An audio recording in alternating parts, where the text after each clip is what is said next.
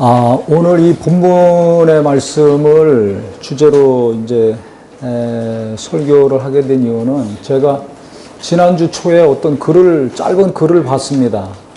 젊은이가 쓴 글인데 그 글의 내용이 간단한 내용인데 너무 제게 깊은 감동과 충격을 줘가지고 일주일 내내 이 마음과 머릿속에서 떠나질 않는 거예요. 그러면서 오늘 이 본문의 말씀이 생각났습니다. 이제 언제 쓴 글인지 모르지만, 한 청년이 쓴 글인데, 이제 군대 갔었는데 그 청년이 가정 형편이 좀 안 좋았었나 봅니다. 가정 상황이 어렵고, 그 다음에 군대 왔는데 군대에서도 적응을 못하고 왕따 당하고, 소망이 없죠. 하루하루 사는 게 힘든 거예요. 여기 우리 성도님 중에도 이 겉으로 볼 때는 멀쩡하지만 하루하루 사는 것이 힘든 분이 있을 것입니다. 돈이 많고 적구를 떠나가지고 남편이 있거나 아내가 있거나 없거나 자식이 있거나 없거나 관계없이 이게 사는 게 힘든 사람들이 있어요. 특히 이제 의지가 약하거나 자존감이 낮은 분들이 주로 그렇죠. 이 친구가 아마 그런 모양입니다.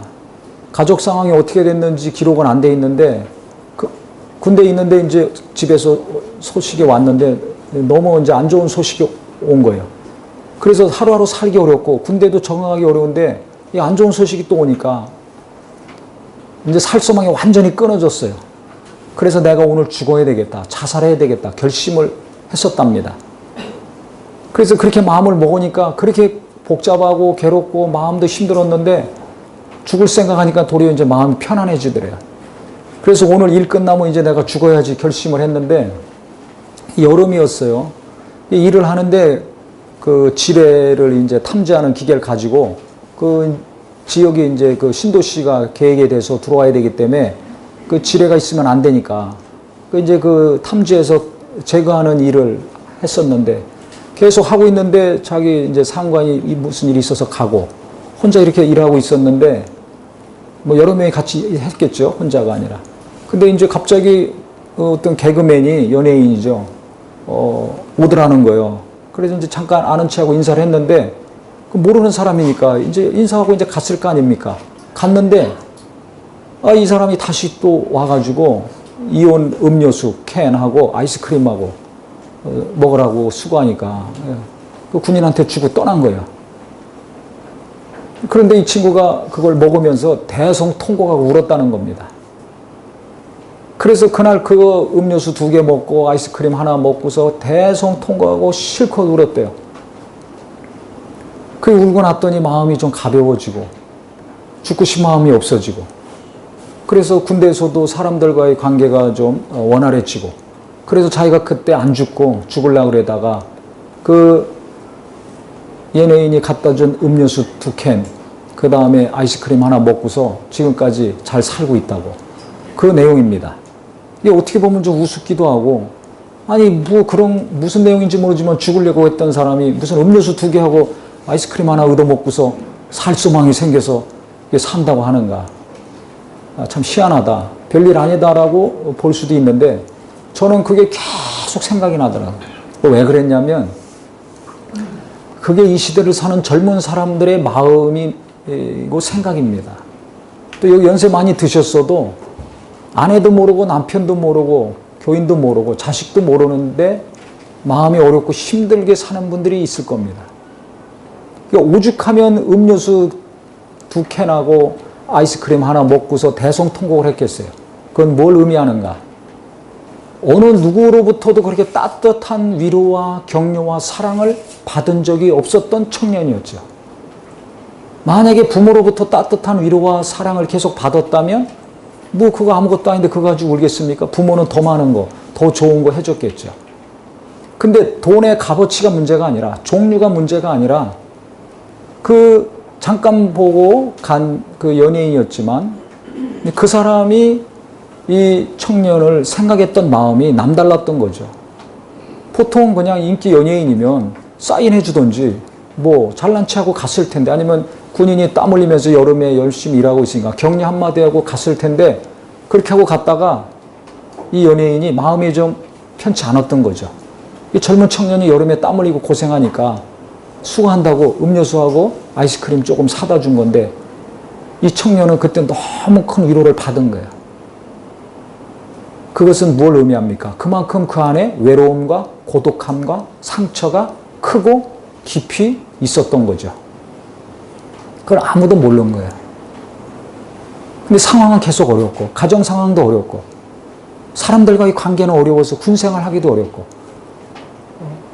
지금 5, 60대에 있는 분들은 거의 대부분 혼자 공부를 하든지 사업을 하든지 장사하든지 무슨 직장생활 하든지 그 여러 가지 역경을 극복해서 자식을 낳고 키우고 뭐 졸업까지 시키고 결혼까지 시킨 분들이 대부분입니다.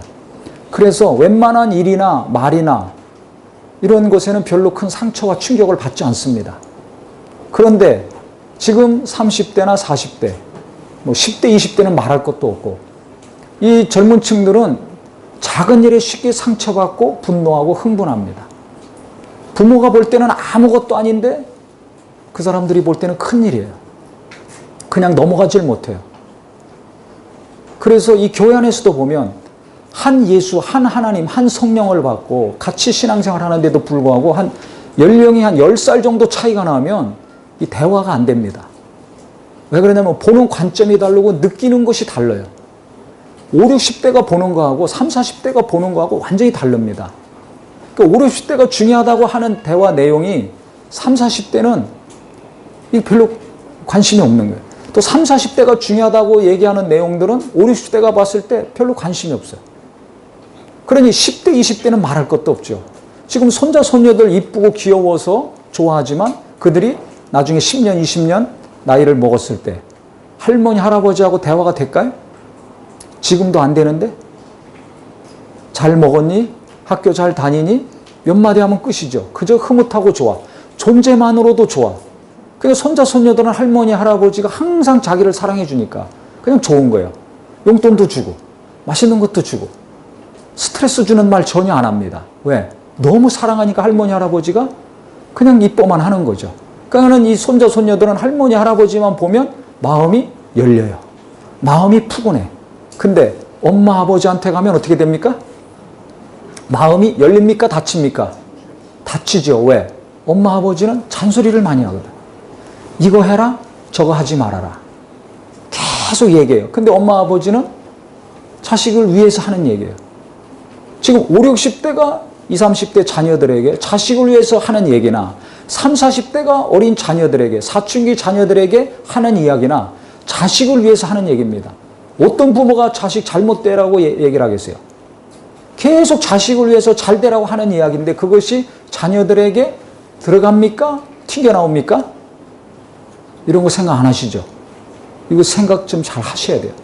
제가 그 청년의 글을 보고 일주일 내내 떠나지 않았던 것은 이 시대 젊은이들, 우리 부모님들이 자녀들을 어떻게 대해야 될지 그것 때문에 그랬어요. 저도 마찬가지고. 저도 자식을 키우는 입장에서 내가 과연 자녀들의 내면 세계를 이해하려고 했는가? 그들의 고통과 아픔과 갈등과 분노와 두려움을 이해하고 어루만지는 말과 대화가 있었는가 없었는가? 별로 없었어요. 자식 교육은 아내 몫이야. 나는 하나님 일만 했으니까 아내가 다 알아서 해야 돼. 그건 내 몫이 아니라고 지금까지 생각을 하고 살았어요. 그런데 그러면 어떻게 되겠어요? 좋은 아버지가 될 수 있습니까? 없습니까? 못 되는 거죠. 그럼 언제까지 자식들하고 거리 뛰고 살 거예요? 어떤 경우는 아버지가 또 자녀 교육에 극성인 경우가 있습니다. 제가 목사님들 모임이 있었는데 거기 가서 이제 뭐 이렇게 쭉 어떤 얘기 하다가 어떤 분이 이제 금식 기도원을 갔다는 거예요. 기도원에 가가지고 금식하러 이제 목사님들이 왔으니까 무슨 이유가 있을 거 아닙니까? 요새 금식들 안 하는데.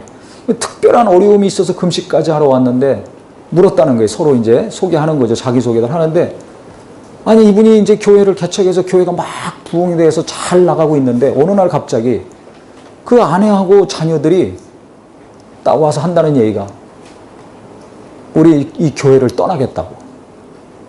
그러니까 이 목사님이 얼마나 큰 충격을 받았겠어요. 지금 다 도와줘도 될까 말까 한 판인데 아니 자기는 설교 준비하고 기도하고 신방하고 뭐 상담하고 새벽부터 밤늦게까지 그냥 열심히 하느라고 힘들게 지금 살고 있는데 어느 날 와서 아니 처자식이 교회를 떠나겠다고 하니까 이게 얼마나 큰 충격입니까? 왜 그러냐 그랬더니 더 이상 당신 설교 내가 못 듣겠다고. 자식들도 아버지 설교 못 듣겠다는 거야. 왜? 아니 교회에서 설교한 거하고 집에서 행동하는 남편과 아버지는 완전 달라가지고 은혜도 안 되고 설교도 안 들어오고 너무 고통스럽다. 아마 그분 성질이 안 좋았던 모양이죠. 그러니까 못 살겠다는 거예요. 그러니까 우리 이 교회 못 다닌다. 우리 다른 교회 가겠다. 그래서 이 목사님이 충격받아서 금식하러 들어왔다는 겁니다. 그래서 그분 얘기를 들었던 그 목사님이 뭐라고 했냐면 내가 가만히 들어보니까 당신은 아버지로서 빵점이고 남편으로서 빵점이다. 목사로서 100점이면 뭐하냐. 결혼해서 자식을 낳고 사는데 아버지로서 목사로서 뿐만이 아니라 남편으로서 아버지로서의 역할을 제대로 좀 했어야 되는데 문제가 심각하다. 근데 남편으로서 빵점이고 아버지로서도 빵점이었다. 근데 그게 그냥 제게 또 깊이 확 들어오는 거예요. 네? 그게 그래서 그럼 나는 어떻게 하고 있는가? 남편으로서 아버지로서. 그래서 이제 제가 계속 그 신경 쓰고 있었는데 이번 주 초에 그 청년의 글을 보면서 굉장히 그게 깊이 들어와 가지고 떠나질 않더라고요. 과연 이 시대 젊은이들, 자녀들, 그 다음에 우리 성도들을 자꾸 생각이 나는 거예요. 어느 한 개인이 아니라 맘 약하고 의지가 약한 한 개인이 아니라 젊은이가 아니라 이 시대를 사는 이 시대 많은 사람들이 예수를 믿고 은혜도 받고 열심히 예배하고 기도도 하지만 기도하면서 예배하면서 가정에서는 과연 어떻게 살고 있는가? 또 이렇게 많은 성도들과 함께 묻혀서 신앙생활을 하지만 성도들과의 관계는 어떤가? 아침이 되면 출근해서 일터에서 많은 사람들과 함께 살고 있는데 일하고 있는데 그 사람들과의 관계는 과연 평안하고 행복한가? 좀 곰곰이 생각을 해봤습니다. 그런데 가정에서 부부간에 부모 자식 간에 행복하다고 말할 수 있는 가정이 몇 가정이나 될 것인가? 제가 알기로는 별로 없어요. 손으로 꼽습니다. 남편 때문에 힘들어요. 아내 때문에 힘들어요. 특히 자식들 때문에 사춘기 지나면 어려서나 예쁘지. 벌써 나이 먹으면서 말 안 듣죠. 무슨 얘기 몇 마디 하면 막 튕기죠. 승질내고 덤벼들죠. 말 안 들으려고 그러죠. 혼자 자기 방에 가서 처박혀서 나오지도 않죠. 뭐 대부분 이게 자녀들의 상황 아닙니까? 사춘기 지나면 어떻게 합니까? 이제 뭐 친구들하고 바깥에서 자기 마음 얘기하지 부모하고 속 얘기하는 경우는 극히 드뭅니다. 그러니까 부모님들은 자식을 위해서 희생하고 헌신하고 잘 키우고 잘 해주려고 뭔가 얘기라도 하려고 가까이 가는데 자녀들은 마음을 닫아. 부모랑 얘기를 안 해. 왜 그러는지를 부모가 알고 그 문제를 해결할 수 있어야 되는데 이거 왜 그런지를 몰라. 모르니까 부모들은 계속 자식 때문에 상처를 받죠. 자식들은 부모 때문에 상처를 받으니까 마음을 닫고 거리를 멀리 하는데 내가 어떤 말을 어떻게 했길래 저들이 저렇게 반응하는지를 어머니 아버지가 모르는 거예요. 그러니까 문제가 정확히 뭔지를 모르면서 부모 자식 간에 계속 상처를 주고받아. 부부 간에 계속 상처를 주고받아. 뭐 옆에 있는 교인들은 둘째치고 직장의 동료들은 둘째치고 가정에서부터 몇 명 안 되는데 그 소수의 가족들이 계속 상처를 주고받는 경우가 너무나 많더라. 그래서 그 청년의 글이 계속 제게 계속 떠오르더라고요. 그 청년은 가족들에게 위로받은 경험이 별로 없었던 거예요. 부모나 형제로부터 뭔가 따뜻한 위로와 격려를 받질 못했어요. 받았다면 펑펑 울 필요가 없죠. 또 군대 생활하면서 동료들로부터도 격려나 위로를 받질 못한 거예요. 너는 왜 그 모양 그 꼴이니? 너 이렇게 해야 되는데 왜 안 했니? 너 내가 그거 하라고 했잖아. 이런 얘기만 들었겠죠. 그러면서 그 청년이 내 아들, 딸은 아닌가? 우리 젊은 청년들이 아닌가? 우리 성도들은 아닌가? 나 자신은 아닌가? 이런 생각이 자꾸 나는 거예요. 내 마음은 어떤가? 목사로서 열심히 수십 년 동안 성도들을 위해서 희생하고 헌신한다고 했는데 진액이 다 빠지도록 그러면 다 된 것인가? 그러면 아버지로서 남편으로서 역할도 최고로 잘 하고 있는 것인가? 그건 아니거든요. 제가 설교할 때 몇 번 말씀드렸죠. 교회 오래 다녔다고, 중요한 직분을 맡아서 교회 안에서 큰 일을 한다고 믿음 좋은 것이 아니다. 그건 그거고, 부부간의 관계, 부모 자식과의 관계, 또 내 내면에 채워져야 될 하나님의 은혜는 별개입니다. 더 쉽게 예를 들어볼까요? 지금 연세가 많으시고 신앙생활 오래 하시고 기도도 날마다 엄청나게 하시는데도 불구하고 내적인 변화, 즉 성품의 변화가 안 된 분들이 있습니까? 없습니까? 많습니까? 적습니까? 이거 다 아시잖아요. 왜 그럴까요? 정말 수수께끼예요. 저도 이렇게 옆에서 볼 때, 야, 신기하다. 저렇게 기도 많이 하는데, 열심히 신앙생활 하는데, 헌금도 많이 하고, 중요한 일도 하고, 성경도 잘 알고, 가르치기까지 하고, 하는데도 불구하고, 내적인 변화가 안 됐어요. 그러니까 결정적인 순간에는 그 안 좋은 성품 때문에 공든탑이 막 무너지는 거죠. 공든탑, 야, 저분 저렇게 기도 많이 하는데, 믿음이 좋은데, 오래 신앙생활 했는데, 열심히 했는데, 어느 한순간에 그게 다 무너지는 거예요. 승질 한 번 내면 다 무너지는 거죠. 누군가 10번 잘해주다가 한 번만 잘못해주면 우리는 뭐만 기억에 남습니까? 그렇죠. 그 사람이 한 번 잘못한 것만 딱 입력이 되고 10번 잘해준 거는 순간에 다 없어져요. 이 목사님들도 마찬가지예요. 설교를 통해서 은혜를 엄청 많이 받았어요. 몇 년 동안 계속 받았어. 그런데 목사님이 말 한마디 실수해가지고 승질내거나 잘못하면 그 다음부터 설교가 들어옵니까? 안 들어옵니까? 안 들어오잖아요. 시험 들어가지고. 왜? 그렇게 많은 은혜 받는 설교는 순간에 다 날아가고 없는 거예요. 그 목사님에 대한 생각도 확 바뀌죠. 아유, 목사님이 어떻게 저럴 수 있어? 어떻게 저런 말을 할 수 있어? 시험 들어가지고 설교가 안 들어와. 그 다음에 더 심하면 꼴 보기도 싫어. 더 심하면 떠나가는 거죠. 뭐.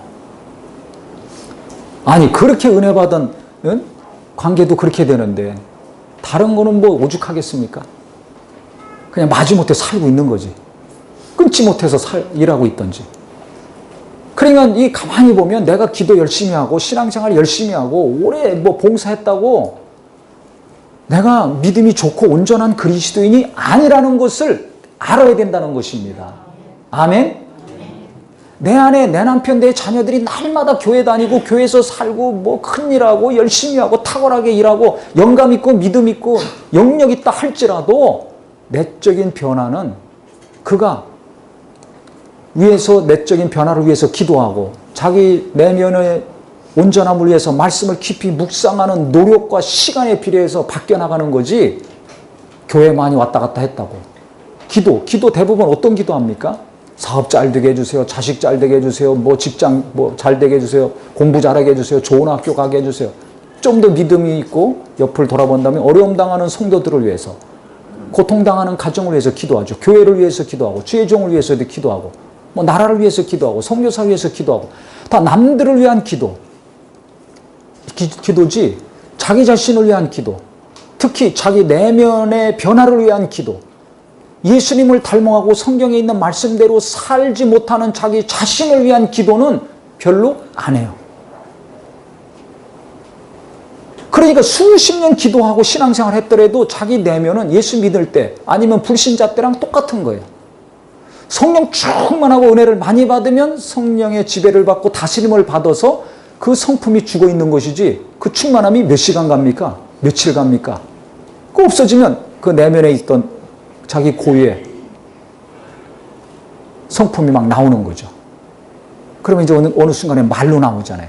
그래서 여기 성경에 보시면 본문에 오늘 29절에 보면 많은 말씀들이 있는데 25절부터 32절까지 저는 이 29절하고 32절 말씀이 너무 감동이 됐습니다. 29절에 보면 무릇 더러운 말은 너 입 밖에도 내지 말고 오직 덕을 세우는 데 소용되는 대로 선한 말을 하여 듣는 자들에게 은혜를 끼치게 하라. 덕을 세우는 데 소용되는 대로 선한 말을 해서 듣는 자들에게 은혜를 끼치게 하라. 이것이 교회 안에서 직장 안에서 이게 당연히 이렇게 이루어져야 되겠는데 가족들 안에서 이게 과연 되고 있는가? 부부 간에 부모 자식 간에 형제 간에 만날 때 날마다 만나지 않습니까? 그때 내게서 선한 말이 나와서 듣는 자들에게 은혜가 됩니까? 아니면 안 좋은 말이 나와가지고 상처가 됩니까?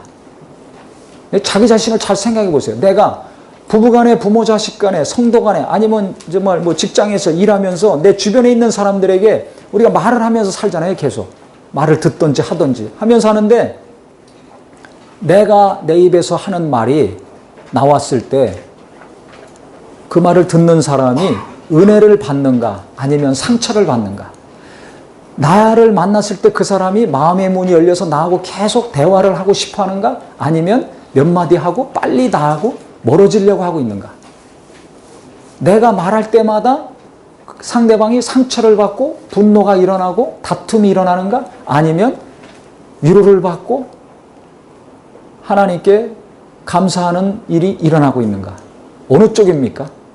우리는 상대방이 나한테 어떻게 하는 것만 신경을 써요. 내가 상대방한테 어떻게 하는지는 거의 신경을 안 써요. 그러니까 해결이 안 되는 거예요. 관계가 계속 어려워져 갑니다. 지금 내가 말을 할 때, 내 아내한테 말할 때, 내 남편에게, 내 자식에게, 이웃에게, 동료에게 내가 말을 할 때 과연 은혜의 말인가? 아니면 상처를 주는 말인가? 여기 야고보서 성경 3장 8절에 보면 제가 읽겠습니다. 혀는 능히 길들일 사람이 없나니 쉬지 아니하는 악이요 죽이는 독이 가득한 것이라 그랬습니다. 혀는 길들일 사람이 없다는 거예요. 쉬지 아니하는 악이고 죽이는 독이 가득하다 그랬습니다. 우리가 자녀들과 대화가 어렵죠. 특히 자녀들이 나이를 먹을수록 그러면 이제 부모들이 자녀들에 대해서 말할 때마다 감정이 좋지 않습니다. 뭐 아이들이 말을 안 듣잖아요. 내 말을 안 듣는데 어떻게 감정이 좋아요? 이 직장에서도 마찬가지예요. 뭐 윗사람이건 옆사람이건 아랫사람이건 내 말을 자꾸 들어야 되는데, 내 말이 맞는 얘기인데 이렇게 해야 되는데 그렇게 안 해. 그럼 감정이 좋을 리가 없죠. 그런데 계속 그렇게 하라고 자꾸 얘기하죠. 그게 맞는 말입니다. 틀린 말이에요. 맞는 이야기를 자녀들에게 하는데, 남편에게 하고 아내에게 하는데 왜 내 가족들이 마음을 닫고 나를 싫어할까? 왜 그래요? 거기에는 독이 실렸기 때문에 그래요. 그러니까 맞는 이야기지만 나는 계속 독을 쏘고 있는 거예요. 독을 맞으면 삽니까? 죽습니까? 죽어요. 그러니까 의지가 약한 사람, 마음이 약한 사람이 계속 그런 독이 섞인 말을 들으면 죽는 겁니다. 그러니까 그 젊은이가 자꾸 떠오르는 거예요, 제게. 그 친구가 왜 죽으려고 했을까? 주변에서 위로와 격려의 말을 듣질 못한 거죠. 계속 독이 섞인 말만 들은 거예요. 친구들한테, 부모한테, 형제들한테. 군대 와서도 너는 왜 그 모양 그 꼴이냐? 내가 가르쳐줬잖아. 이거 이렇게 하라 그랬지. 너는 왜 못해? 왜 안 해? 이렇게 해야 되는데 뻔히 알면서 왜 못해? 너 내가 살 빼라 그랬지. 왜 자꾸 운동 안 하니? 너 공부 열심히 하라 그랬지. 왜 자꾸 오락만 하니? 공부 열심히 해야 되는 거 아이들이 모르는 게 아니야. 압니다. 근데 계속 공부 좀 해라. 공부 좀 해라. 처음에 한두 번은 듣지만 그 다음부터는 이게 생명이 아니라 뭐가 된다고요? 독이 되는 거예요. 아이들한테. 부모는 그게 몰라요. 답답하니까. 그게 맞는 얘기니까. 너는 틀리고 나는 맞아. 이게 문제예요. 잘 들으세요. 지금부터. 당신이 틀리고 내가 맞아. 내 말이 맞으니까 당신은 내 말을 들어야 돼. 너는 내 말을 들어야 돼. 이렇게 생각하고 말하니까 이게 말이 안 먹혀 들어가고 아내한테, 남편한테, 자식에게 상처가 되고 독이 되는 겁니다. 근데 이걸 몰라요. 모르니까 못 고쳐. 내게서 계속 독이 나가. 맞는 얘기지만 이게 계속 독이야. 그러니까 나하고 관계가 안 좋아지고 분노가 일어나고 상처가 깊어지는 겁니다. 그러니까 보기 싫은 거죠. 그러니까 아이들도 말하기 싫은 거예요. 그래서 제가 한 번은 제가 고민하고 연구하다가 이제 제 막내 아들하고 전화를 할 때 멀리 떨어져 있었는데 이름 이제 야 누구야 잘 있냐 뭐 했니 너 그거 했니 안 했니 몇 가지 확인하는 게 있어요. 뭐 기도했냐 요새 은혜 어떻게 받고 있냐 교회 생활 어떠냐 뻔하잖아요. 어떻게 해야 된다 이거 하고 있지만 그거 하면 안 된다 이렇게 해라. 그러니까 뭐 아버지랑 전화하면 어떻게 나올지 뻔히 하니까 뭐 재미가 없죠. 맨날 전화하면 엄마 바꿔달라고 그러는데 그래서 엄마는 어떻게 얘기하냐 제가 유심히 관찰했더니 저하고 달라요. 일단 톤이 부드러워. 높질 않아요. 내려가 있어요. 그리고 뭐 위로하는 얘기부터 계속 하더라고요. 그러니까 엄마랑은 전화가 끊이질 않아요. 그래서 제가 이제 아버지로서 소외감을 느끼지 않습니까? 엄마만 찾으니까요. 그래서 저도 이제 전화할 때 톤을 낮췄어요. 일부러, 전략적으로. 어떻게 반응을 하나 보려고. 그래서 이름을 부르면 이름 부를 때도 부드럽게, 천천히. 누구누구야. 아주 속은 막 간지럽고 터지죠. 네? 전화, 누구누구야. 요새 힘들지? 그랬더니 그냥 효과가 100%만 나오는데, 네, 아빠, 힘들어요. 아니, 그냥 소리가 벌써 낮아지고, 그냥 마음이 확 열려가지고, 그다음부터 얘기를 하는 거예요. 뭐가 힘드니? 일부러 톤을 낮추고 느려가면서 부드럽게 했더니, 아이도 이제 마음을 낮추고서 활짝 열고 부드럽게, 뭐가 힘들고, 뭐는 어떠고, 막 얘기하더라고요. 엄마하고 그렇게 얘기하던 것을 이제 아버지하고도 하는 거예요. 근데 계속 그렇게 되면 좋은데, 수십 년 동안 그렇게 안 산 사람이 어쩌다 한 번 그렇게 되는 거지. 계속 되기가 어렵지 않습니까? 그러니까 이제 하나님의 엄청난 은혜가 제게도 필요한 거죠. 한 것처럼 이게 부드럽게 나가요. 그래서 이 32절에 보면 여기 서로 어떻게 하게 하며? 친절하게 하며. 이 부부간에, 부모 자식 간에 친절하게 진짜 어렵습니다. 왜? 이 긴장 관계가 아니잖아요. 교회에서나 세상에 나가서 일할 때는 긴장하고 이렇게 말하고 행동하지만 집에 들어가면 벌써 긴장이 풀리잖아요. 그래서 서로 친절하게 하기가 어렵고 그냥 자기가 원래 타고난 성품이나 뭐 자라면서 형성된 성품 그대로 대하기가 쉽습니다. 그냥 말이 그냥 절제 없이 막 나오죠. 감정대로 나온단 말이에요. 그러니까 이 관계가 어려워지고 아주 상처받는 경우가 많습니다. 근데 친절하게 하며 불쌍히 여기며 서로 용서하기를 하나님이 그리스도 안에서 너희를 용서하심 같이 하라. 이 말씀이 자꾸 이게 생각이 나는 거예요. 그 청년 생각하면서 또 저를 생각하면서 우리 성도님들 생각이 나고 그래서 이 가족들 간에 서로 친절하고 친절하다는 게 뭡니까? 온유하고 부드러운 거 아닙니까? 뭐 바깥에서 온유하고 뭐 친절하고 상냥하고 이런 거 중요하지만은 가족들 간에 그렇게 해서 내가 위로도 받고 나를 통해서 또 부부 간에 부모 자식 간에 위로받고 격려받고 해야지 이 가족이 평안해야 바깥에 나가서 하는 신앙생활이나 직장생활, 사업도 잘할 수 있는데 부부 간에 막 싸우고 고성이 오가고 상처를 주고받아 보세요. 또 부모 자식 간에 또 막 자식이 부모 들이받고 부모가 또 막 잔소리해서 자식들을 상처받고 뛰쳐나가고 뭐 그러면 그 뭐 잘 되겠습니까? 바깥 일이 되겠어요? 애들 공부 안 되고 출근해서도 인상 쓰고 괴롭죠. 뭐 집에 있는 아내들은 그럼 편한가요? 다 힘들죠. 이 가정이 평안해야 되는데 그러려면 어떻게 돼요? 이 서로 친절해야 돼요. 가정에서부터 내가 친절한가? 내 가족들한테? 이 생각을 자꾸 했습니다. 이게 좀 고민을 해야 될 문제예요. 바깥에 있는 사람들한테만 친절하면 뭐예요? 집에 들어가면 으르렁거리고 상처를 주고받으면 이게 인생이 행복해지지 않습니다. 아내한테 신뢰받고 사랑받는 남편이 돼야 되는데 바가지만 계속 긁혀. 또 남편한테 사랑받는 아내가 돼야 되는데 존중받는 아내가 되는데 계속 무시하고 구박만 받아 박대만 받아. 이 살 수만 없습니다. 부모로부터 위로를 받고 격려를 받고 자존감이 높아지고 평안을 얻어야 되는데 이 경쟁이 치열하고 살기 어려운 이 시대 이 연약한 젊은이들이 내 아들 딸들이 어머니 아버지로부터 위로받고 격려를 받고 힘을 얻어서 살 소망이 생겨서 학교도 가고 직장도 가고 일터도 가야 되는데 정규직이든 비정규직이든 부모로부터 구박만 받아 계속 똑같이 반복되는 잔소리만 몇 년 동안 듣고 있어. 너 언제 시집 갈래? 너 언제 장가 갈래? 너는 왜 그 모양 그 꼴이니? 내가 이거 이렇게 하라고 그랬지. 왜 안 해? 내가 네 나이 때는 장가를 가서 너를 낳았다. 제일 듣기 싫은 말. 이제 알면서 내 입에서 막 계속 나갑니까? 안 나갑니까? 나가잖아요. 내가 네 나이 때는 기도를 하루에 몇 시간씩 했는데 신앙생활 어떻게 했는데 이 젊은 사람들이 그 얘기 제일 듣기 싫어합니다. 이 교회에서 보면 5, 60대가 자기들이 30, 40대 은혜 받아서 열심히 신앙생활 한 거 이야기할 때 30, 40대는 은혜 못 받아요. 그때 은혜 받으라고 얘기하죠. 은혜 못 받습니다. 상처되지. 그때는 그때고 지금은 지금이라는 거예요. 그래서 더 간단한 얘기로 어떤 은혜로운 간증을 누가 하지 않습니까? 그럼 과거에는 다 은혜 받았어요. 모든 연령층이. 지금은 모든 성도들이 다 은혜 받을까요? 안 받을까요?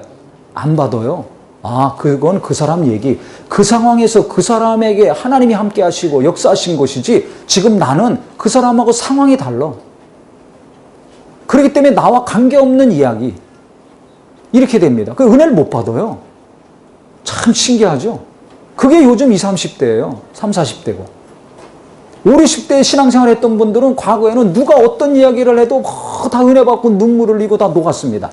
이 어린아이부터 시작해서 노인에 이르기까지 다 은혜 받아요. 설교를 해도 다 은혜 받아. 근데 지금은 안 그래요. 왜? 삶이 너무 개인화가 됐어요. 혼술, 혼밥, 혼자 술 먹고, 혼자 밥 먹고, 혼자 여행하는 게 지금 유행이죠. 이 지금 세상이 어떻게 돌아가는지를 아셔야 돼요. 내가 하나 둘 낳아서 잘 키우려는 내 자식이 잘 되려면 우리 부모님들 정신 차려야 됩니다. 기도만 많이 한다고 되는 게 아니에요. 기도 많이 해주면서 계속 상처를 주고 있는 걸 알아야 돼요. 남편을 위해 아내를 위해서 기도 많이 하면서 계속 내 아내에게 남편에게 상처 주고 있다는 걸 알아야 돼. 내가 이걸 깨닫고 바꿔야 되는데 인식을 그대로 가지고 있어. 나는 기도했어. 나는 너보다 믿음이 좋아. 당신보다 믿음이 있어. 그래서 내 말을 들어야 돼. 이 관념이 있거든요. 이것이 오늘 바뀌시는 은혜가 있기를 예수 이름으로 축원합니다. 근데 이게 금방 될까요? 안 될까요? 지금까지 들어있던 게 하루아침에 바뀌기 어렵습니다. 그래서 이번 수련의 제목 제가 한 달 넘게 고민하다가 어제 결정했어요. 은혜 위에 은혜. 할렐루야. 우리가 은혜 받았습니까? 못 받았습니까? 받았잖아요. 그래서 이렇게 신앙생활하고 기도하고 열심히 하나님 뜻대로 살려고 하는데도 불구하고 아니 사랑하는 내 가족 한두 명, 두세 명, 세네 명 밖에 안 되는 가족들과의 관계도 불편할 때가 많아. 상처를 주고받는 게 너무나 많아. 지금도 수고하고 무거운 짐덩어리야. 그러면 어떻게 되는 거야?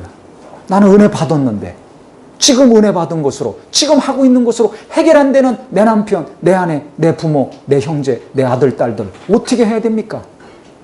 더 큰 은혜가 임해야 됩니다. 할렐루야.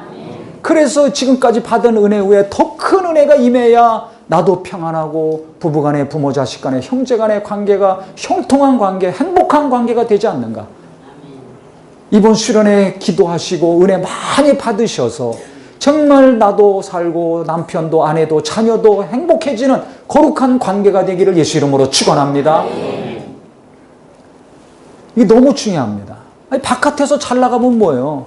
교회 안에서 유명한 사람이면 뭐하냐 이거예요. 집에 가면은 괴로운데 바깥에서 유명한 사람이면 뭐예요? 자식들이 존경하지 않는데 자식들이 인정하지 않는 믿음인데 그럼 신앙생활 한 거 아닙니까? 솔직히 말씀드려가지고 아니 능력 있는 목사면 뭐예요? 설교 잘하는 목사면 뭐예요? 자식들이 은혜 못 받고 아내가 은혜 못 받는데 비참한 거죠. 근데 이걸 모르는 거예요. 왜? 나는 열심히 한 게 있어. 내가 열심히 한 공로가 있어. 내가 인정받고 있는 게 있어. 근데 집에서 그러면 인정받아야죠. 이 반쪽짜리 신앙생활. 50점짜리 믿음 아닙니까? 이거를 깨닫고 내가 지금 현재 어떻게 돼 있는지 내 마음과 생각이 어떻게 돼 있는지를 분명히 알고 하나님의 놀라운 은혜로 치료받고 나부터 체험받고 위로받고 여기 오늘 말씀대로 내가 선한 말을 함으로 내 가족들이 은혜를 받는 입술 나와 함께하는 자들이 하나님의 은혜와 위로와 격려를 받는 발걸음과 손길이 되기를 예수 이름으로 축원합니다. 음료수 2병에다가 아이스크림 하나 사준 거 그것이 너무 위로가 되고 어느 누구도 치료해주지 못한 그 젊은이의 마음을 치료해줘가지고 펑펑 대성통곡하면서 소망이 생기고 그래서 자살을 하려고 했던 사람이 새로운 삶을 찾았다는 거 이게 남의 얘기가 아니라고 저는 생각을 합니다. 바로 내 마음 아닙니까? 내 자식들의 마음 아닙니까? 내 남편, 내 아내의 마음 아니냐 이게요. 지금 옆자리에 앉은 우리 성도의 마음 아닙니까? 겉으로는 멀쩡한 것 같지만 속에 외로움과 고독함이 누구나 있습니다. 남편의 그 외로움과 고독함을 헤아려서 어루만지려는 노력이 있었습니까? 아내의 그 답답함과 상함과 우울함을 헤아리고 위로하고 어루만지려는 마음이 있었습니까? 자식들의 그 절망과 분노와 갈등과 허무함을 헤아리고 위로하려는 마음이 있었습니까? 이거 해라 저거 해라. 이렇게 해야 돼 저렇게 해야 돼. 이것만 얘기했지. 그 지치고 상한 심령, 좌절된 심령을 위로해주고 격려해주고 붙들어주는 말 한마디가 있었는가? 별로 없었어요. 서로 바빠. 서로 힘들어. 그러니까 가장 사랑하는 가족인데 평생 함께해야 될 사람인데도 불구하고 그 마음을 헤아리고 위로하고 어루만지는 말 한마디가 없었어요. 올부터 내가 어떻게 살고 있는가? 나는 내 가족들에게 무엇을 주고 있는가? 어떻게 말하고 있는가? 잘 헤아리고 깨달으셔서 하나님의 은혜 가운데 상처를 주고 분노를 일으키는 말이 아니라 은혜가 되는 선한 말이 나오는 우리 모든 입술이 되기를 예수 이름으로 축원합니다. 자식들을 위한다고 하는 미명하에 계속 독이 나가는 입술이 아니라 자식들을 위로하고 격려하고 붙들어주는 위로와 격려의 말이 나오는 아버지, 어머니의 입이 되기를 예수 이름으로 축원합니다. 이게 너무 중요해요. 성도 간에는 말할 것도 없죠. 일터에서 직장에서도 내가 하는 말을 통해서 상대방이 위로를 받는가? 아니면 상처를 받는가? 아무 생각 없이 보통 얘기합니다. 내 안에서 나오는 대로 말합니다. 이거는 이제 미성숙한 그리스도인이죠. 그래서 우리가 예수 믿는 사람이라는 거 우리 가족들이 다 알잖아요. 우리 직장에서도 다 알잖아요. 친구들이 다 알지 않습니까? 다른 사람은 몰라도 가족들한테는 신뢰받고 인정받는 그리스도인이 돼야 된다고 생각을 합니다. 그런 고민이 있기 때문에 그 청년의 글이 계속 제 마음과 머릿속에서 떠나지 않는데 내 가족들 중에 그렇게 허무하고 좌절되고 낙심될 때가 누군가 있는데 그때 나는 어떻게 했는가? 그 아픔을 위로해 주는 것이 아니라 말로 계속 그 아픔을 찌르지 않았는가? 생명이 아니라 독을 주지 않았는가? 하나님 찾으면서 계속 독한 말로 찌르지 않았는가? 그래서 우리는 오늘 이 말씀 선한 말을 하여 듣는 자들에게 은혜를 끼치게 하라. 선한 말을 하여 아내에게 남편에게 자식에게 은혜를 끼치게 하라. 위로를 끼치게 하라. 격려를 끼치게 하라. 이 말씀이 깊이 들어오시기를 예수 이름으로 축원합니다. 서로 친절하게 하며 불쌍히 여기며 용서하기를 하나님이 그리스도 안에서 너희를 용서하신 같이 하라. 내가 친절하게 대할 수가 없잖아요. 나도 마음이 불편한데. 나도 부부간에 부모 자식 간에 무시받고 상처받은 것이 있는데 어떻게 계속 친절하게 그거 할 수 없으니까 오늘부터 하는 기도는 뭐 달라는 기도보다 주여 내 마음을 위로하셔서 내 남편을 내 아내를 내 자식을 내 부모 형제를 정말 온유함으로 부드러움으로 대할 수 있는 마음이 되게 하여 주시옵소서. 긍휼히 여기는 마음이 되게 하여 주시옵소서. 이 기도를 간절히 하시기를 예수 이름으로 축원합니다. 대부분 보면 이런 기도를 안 해요. 안 하니까 내 마음이 계속 힘들고 아픈 거예요. 그러니까 계속 사랑하는 관계의 사람들에게 상처를 주고 고통을 주고 생명이 아니라 독을 내보내고 있는 것입니다. 그래서 오늘부터 기도 가운데 주여 정말 불쌍히 여기는 마음을 주시옵소서. 내 자식을 긍휼히 여기고 위로하고 격려하는 어머니 아버지가 되도록 내 남편 아내를 긍휼히 여기고 정말 부드럽게 대할 수 있는 관계가 될 수 있도록 내 마음을 감동하여 주시옵소서. 은혜 위에 큰 은혜를 내려 주시옵소서. 그래서 부부간에 서로 위로하고 격려할 때 행복한 거 아닙니까? 돈이 많고 집이 커야 행복한 것이 아니라 바깥에서 일하고 들어왔을 때 위로하고 격려받아야 아이들이 공부하고 일을 하고 정말 집에 왔을 때 어머니 아버지로부터 위로받고 격려를 받아야 행복한 가정이죠. 그것이 없으면 어떻게 되겠어요? 사는 것이 소망이 없습니다. 가정에서부터 정말 가정에서부터 이 은혜의 역사가 있기를 예수 이름으로 축원합니다.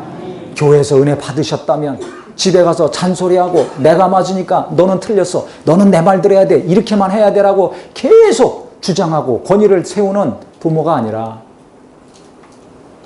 누구누구야 너 오늘 힘들지? 어떻게 지냈니? 요 한마디만 하면 마음 열려서 말이 막 나와요. 그래서 그 마음을 계속 내게 주시옵소서. 자식을 긍휼히 여기고 위로할 수 있는 마음을 내게 주시옵소서. 내 남편 내 아내를 긍휼히 여기고 위로할 수 있는 마음을 내게 주시옵소서. 이것을 계속 구하셔서 내 마음에 하나님의 위로가 넘침으로 서로서로 위로하고 또 이웃을 위로하고 음료수 2병 가고 아이스크림 하나에 죽을 사람이 다시 생명을 얻어서 행복하게 살고 있다는데 우리 주변에 제가 며칠 전에도 어떤 자매한테 뭐 얘기하다가 어디 안 아파? 요즘은 어디 안 아파? 이 말을 했어요. 그랬더니 설교에 은혜 받은 것은 하나도 얘기 안 하고 다른 얘기도 많이 했는데 그런 얘기 안 하고 와, 목사님이 나 어디 아프냐고 물어봤다고. 그게 은혜가 돼가지고 몇 번을 얘기하더라는 거예요. 또 저는 그 얘기 듣고 또 놀랬죠. 야, 아니 그날 설교 들은 얘기 하나도 안 하고 다른 것도 많이 얘기했는데, 왜냐면 그 자매가 몸이 안 좋았거든요, 오래전부터. 그러니까 목사님이 내 연약함을 아시고 나를 기억하고 있구나. 내 가장 그 어려운 것을 아시고 있구나. 그것이 그냥 위로가 되고 터치가 되니까 그 말만 계속 해더라는 거예요. 그게 이 땅에 우리의 삶 아닙니까? 아무리 말씀 많이 듣고 아무리 기도하고 아무리 봉사 열심히 해도 누구나 어려움이 있고 아픔이 있고 공허함이 있습니다. 내게도 있고 내 가족에게도 있고 성도들에게도 있습니다. 그래서 우리가 서로 돌아보아 사랑과 선행을 격려하라고 하신 말씀처럼 정말 은혜의 선한 말 한마디가 나는 아무 생각 없이 한 건지 모르지만 그 사람에게 큰 위로가 되고 격려가 되고 힘이 될 수가 있습니다. 그 은혜의 말이 내 입에서 나가게 하여 주시옵소서. 근데 반대로 아무도 생각 없이 한 말이 그 사람에게는 독이 돼가지고 시험이 되고 아픔이 되고 상처가 될 수도 있습니다. 그러니까 주여, 내 입에서 선한 말이 나가게 하여 주시옵소서. 독이 아니라 악이 아니라 위로와 생명이 되는 말이 나가게 하여 주시옵소서. 누군가를 궁히 여긴다면 이 시대를 사는 정말 이 많은 사람들, 젊은이들을 위로하고 내가 격려해야겠다는 마음을 갖는다면 우리는 믿음이 탁월하지 않다 할지라도 성경 말씀 좀 모르고 기도 좀 많이 안 한다 할지라도 가정에서 교회에서 일터에서 많은 사람들에게 위로를 주고 격려를 주고 용기를 주고 소망을 주는 큰 일하는 사람이 될 수 있을 것입니다. 그래서 우리 모두가 내가 말 한마디로 천냥빚 갚는다는 속담이 있는데 우리는 말 한마디로 많은 영혼들을 위로하고 살려야 되겠구나, 격려해야 되겠구나 결심하셔서 함부로 말하는 것이 바뀌고 함부로 성내는 것이 절제가 되고 그래야 가정에서부터 큰 기쁨과 행복이 넘치는 우리 모두가 되시기를 예수 이름으로 축원합니다. 기도하겠습니다.